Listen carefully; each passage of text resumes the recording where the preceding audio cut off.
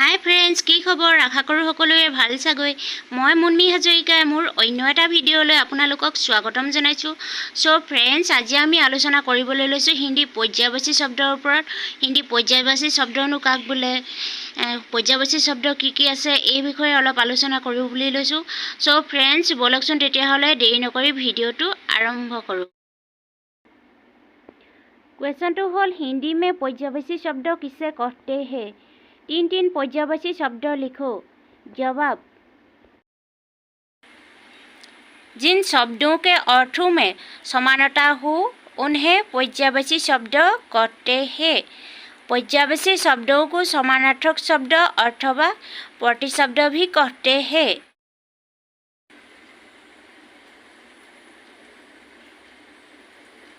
जैसे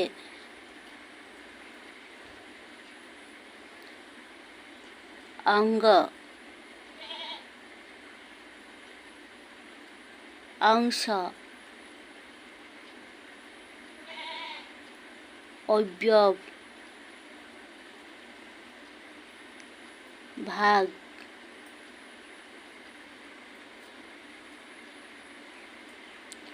अग्नि,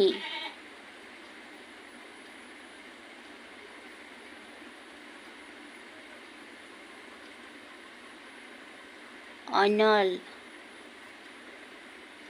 आग,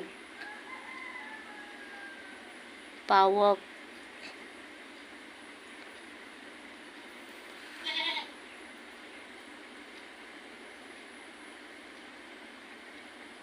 अधम, पतित,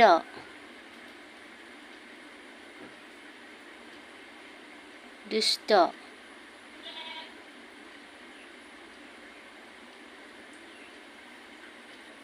नीच। আপোনালোকে পৰ্যায়বাচী শব্দ মুখস্থ কৰিলে অকল এটাকৈ মুখস্থ নকৰিব, কমেও 3টা বা 5টাকৈ মুখস্থ কৰিব, কাৰণ মানে ওলোটা উভতাকৈ দিয়া থাকে। যেনেকৈ অগ্নি, অনল, আগ, পাৱক, কেতিয়াবা অনল বুলিও দিয়া থাকিব, কেতিয়াবা অগ্নি দিয়া থাকিব, কেতিয়াবা আগ বুলিও দিয়া থাকিব। মানে অনল হ'লেও একেকেইটাই হ'ব মানে।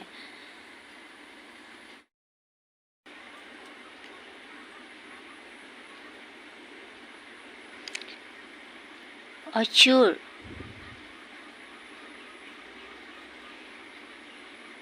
दानव, धनुज, दैत्य,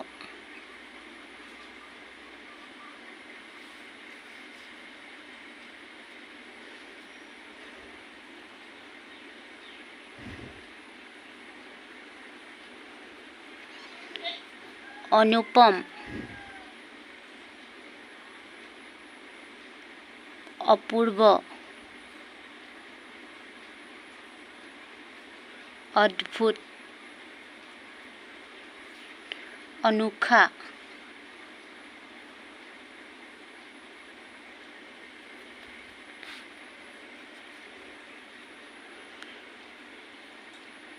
अमृत, क्षुधा, अमीय, पीयूष,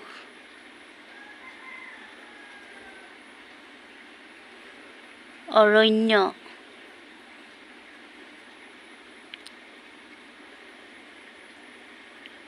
जंगल, कानन, विपिन,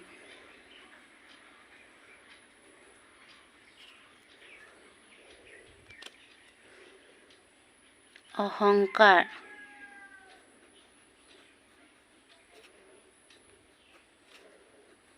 दर्प,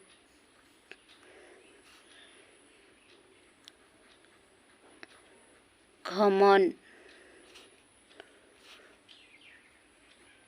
अभिमान,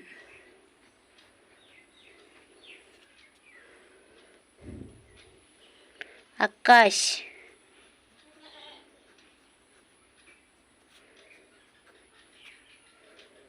গগন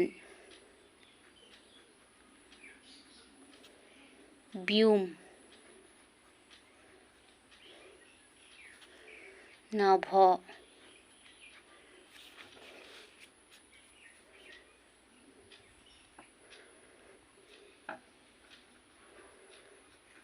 আম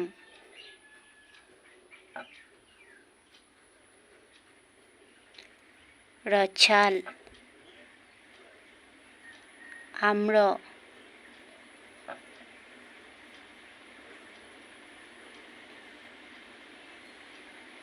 মধুদূত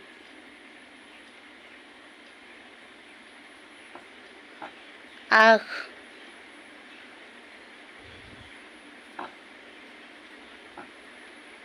নয়ন নেত্ৰ লোচন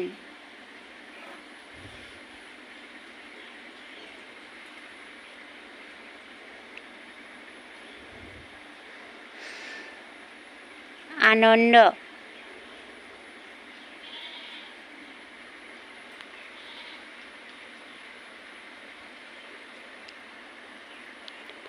হৰ্ষ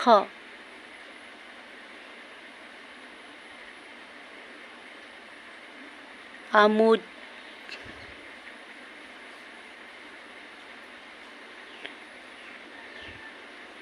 উল্লাস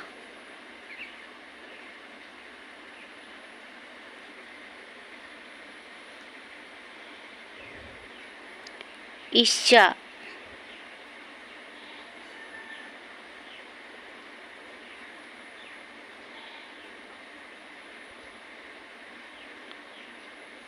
অভিলাষা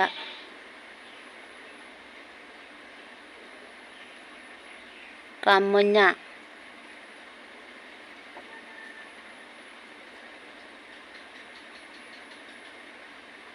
স্মিহা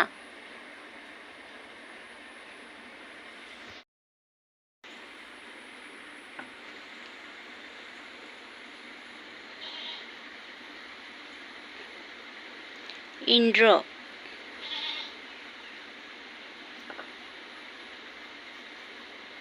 দেৱপতি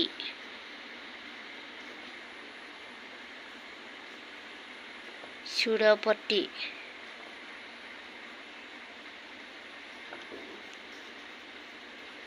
অমৰপতি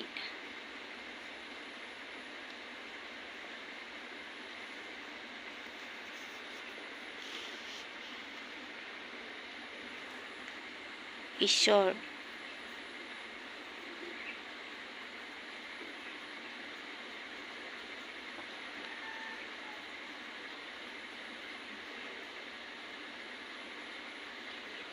পৰমাত্মা প্ৰভু পৰমেশ্বৰ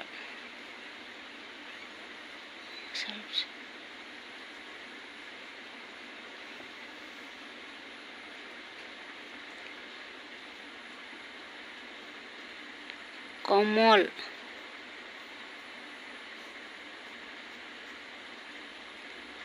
নীৰজ জলজ সৰোজ